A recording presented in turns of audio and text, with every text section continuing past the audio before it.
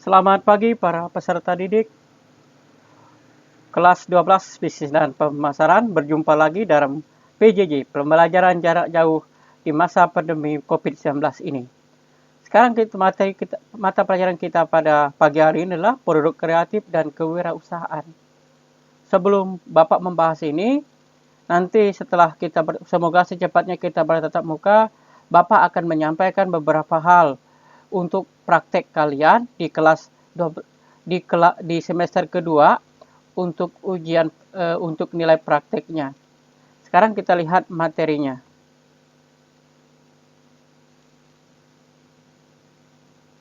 Bab yang pertama adalah analisis usaha. Materinya adalah pertama peluang usaha, dan yang B adalah analisis peluang usaha bisnis online. Peluang usaha. Peluang usaha merupakan suatu kejadian ketika seseorang atau sekelompok mendapatkan suatu kesempatan untuk menjalankan usaha atau bisnis. Peluang usaha tidak termasuk ke dalam kegiatan yang didasari oleh sikap ikut-ikutan. Seorang wirausahaan harus memiliki pemikiran kreatif dan inovatif untuk mendapatkan hasil yang maksimal supaya tidak ada kendala dalam membuka usaha. Yang pertama, peluang usaha. Unsur-unsur dalam peluang usaha. Yang pertama, lihatlah karakter usaha dengan karakter pribadi Anda. Kedua, lihatlah apakah Anda menyukai usaha tersebut karena rasa suka pada suatu bentuk akan membuat seorang lebih giat, tekun, dan pantang menyerah. Ketiga, lihat apakah Anda mampu menjalankan usaha tersebut. Yang kedua, menganalisis peluang usaha lewat analisis SWOT. SWOT adalah akronim dari unsur-unsur peluang usaha yang terdiri atas strength, itu kekuatan, weakness, kelemahan, opportunity, kesempatan, dan threat adalah ancaman. Jadi, analisis SWOT yaitu sebuah bentuk analisis situasi dan juga kondisi yang bersifat deskriptif, memberi suatu gambaran. Berikut adalah unsur-unsur analisis SWOT. Yang pertama, strength, juga atau disebut sebagai analisis kekuatan. Ini adalah suatu kondisi internal yang menjadi pendorong keberhasilan meraih posisi unggul dari suatu organisasi atau perusahaan dalam menghadapi persaingan. Yang B, weakness, atau disebut analisis kelemahan. Suatu kondisi internal yang menghambat keberhasilan dari suatu organisasi atau perusahaan untuk mencapai tujuannya. Weakness merupakan suatu cara untuk menganalisis kelemahan sebuah organisasi ataupun perusahaan yang menjadi kendala serius dalam kemajuan sebuah perusahaan atau organisasi. Yang ketiga, opportunity, atau disebut sebagai analisis peluang. Suatu kondisi eksternal menjadi pendorong keberhasilan dari suatu organisasi atau perusahaan dan dapat memberikan peluang berkembangnya organisasi di masa depan. Yang keempat adalah threat, adalah disebut sebagai analisis ancaman. Ini adalah kondisi eksternal yang menghambat keberhasilan dan pencapaian tujuan suatu organisasi atau perusahaan. Adalah analisis yang digunakan untuk menghadapi berbagai macam faktor lingkungan yang tidak menguntungkan pada suatu perusahaan atau organisasi yang dapat menyebabkan kemunduran. 3. Cara menemukan peluang usaha. Tips dalam menemukan peluang usaha. Yang pertama, mencari peluang melalui internet. Penjelasannya silakan dibaca. Yang kedua, mencari informasi peluang usaha melalui buku. Yang ketiga, menggali peluang usaha melalui orang yang sebelumnya sudah sukses. 4. Masalah dan solusi dalam menganalisis peluang usaha. Masalah yang dihadapi dalam berwirausaha. 1. Kurangnya objektivitas. Kedua, kurangnya kedekatan dengan pasar. Ketiga, pemahaman kebutuhan teknis yang tidak memadai. Yang keempat, diabaikannya kebutuhan finansial. Yang kelima, kurangnya diferensiasi produk. Dan yang keenam, pemahaman hukum yang tidak memadai. Ketujuh, modal. Kedelapan, menunda bisnis. Dan yang kesembilan, gagal melakukan marketing yang jitu. Solusi yang dapat ditempuh dalam mengendalikan masalah tersebut adalah sebagai berikut. 1. Mempertahankan sikap objektivitas dan selalu mencari gagasan bagi produk dan jasa. Kedua, dekat dengan segmen pasar yang ingin dimasuki. Ketiga, memahami persyaratan teknis dari produk. Keempat, menelusuri secara mendetail kebutuhan potensial bagi pengembangan dan produksi. Dan yang kelima, mengetahui kendala hukum yang diterapkan pada produk dan jasa. Keenam, menjamin bahwa produk dan jasa menawarkan keuntungan tertentu dan membedakannya dengan pesaing.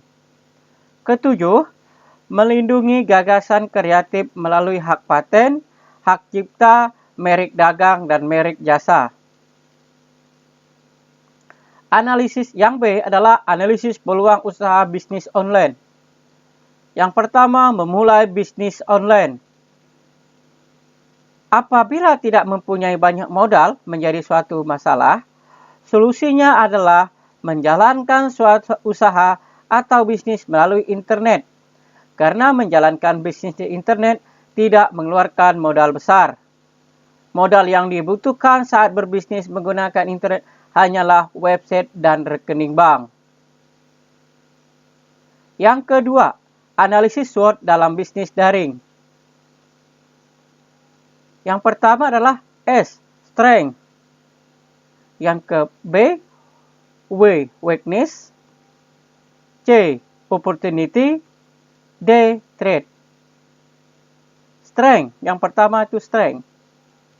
Kekuatan yang terkandung dalam bisnis online. Satu. Yang pertama, respon yang didapat dari konsumen mengenai barang atau segala macam yang berhubungan dengan usaha dapat diterima dengan sangat cepat tanpa melalui pihak-pihak seperti atasan dan lain-lain.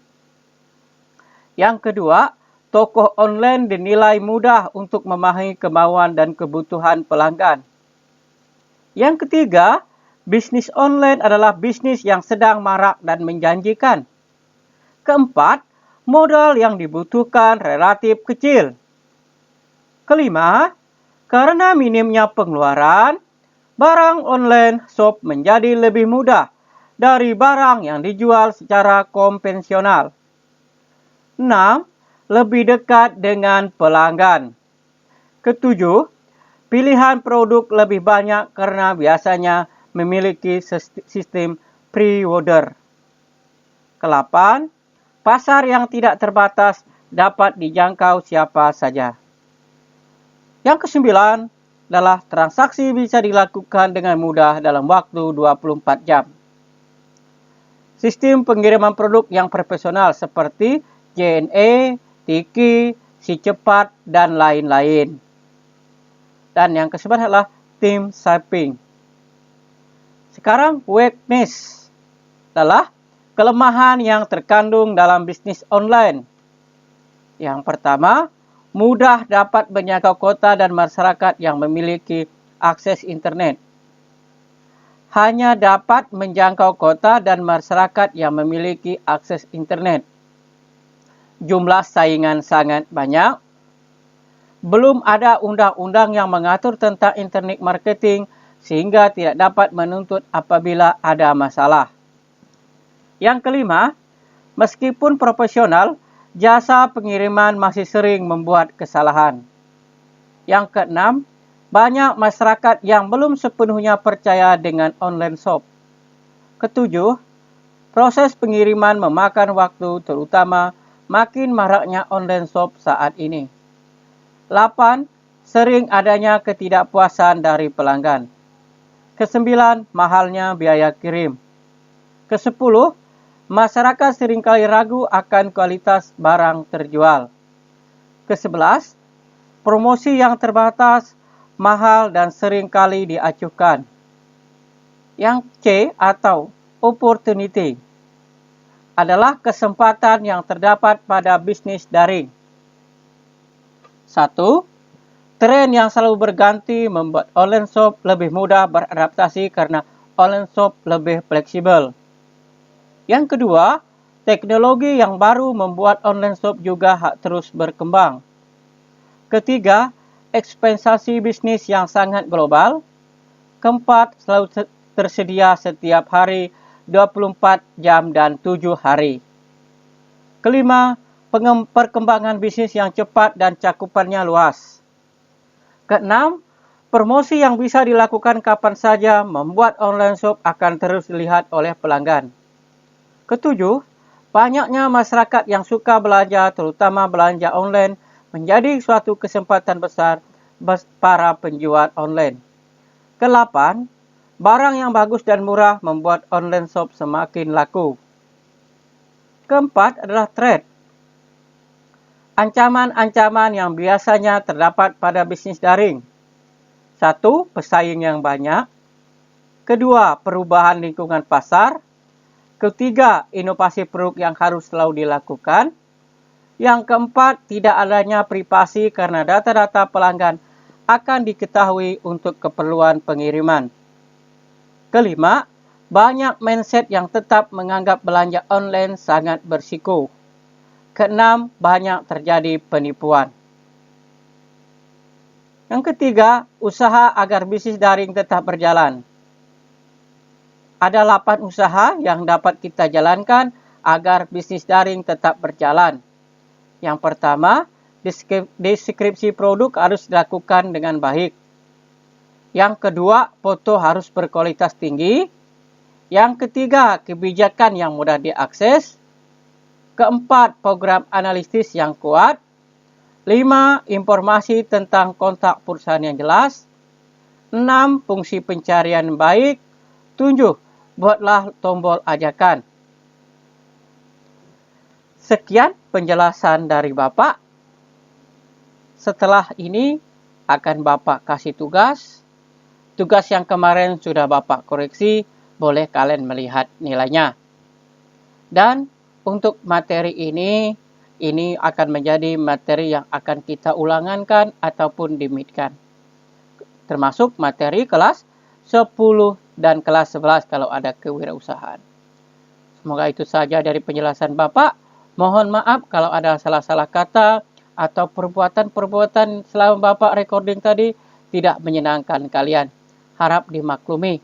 Terima kasih. Selamat pagi, selamat beraktivitas. Tuhan memberkati. Salam literasi, salam sehat, jaga selalu kesehatan kalian kuat. SMK bisa, SMK hebat.